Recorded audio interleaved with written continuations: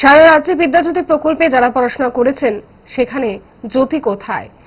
এটা তো অন্ধকার হয়ে গেছে। ইংরেজি মাধ্যমের যোগ্যতা সম্পূর্ণ শিক্ষকরা তো মুখ্যমন্ত্রীর সঙ্গে দেখাই করতে পারছেন না।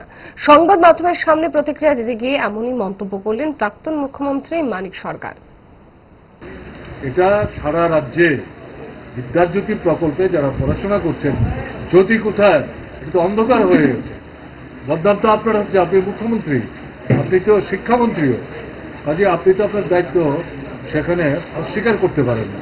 কাজেই এই ভদ্রলোককে খুঁজে বের করার পরিবর্তে চিঠিতে তার যে অভিযোগ, এটার একটা সুরাহা করার জন্য, মীমাংসা করার জন্য অবিলম্বে এই স্কুলগুলোর মধ্যে ইংরেজি মাধ্যমে পড়াতে পারে এরকম মাস্টারমশাই নিয়োগ করার ব্যবস্থা করুন।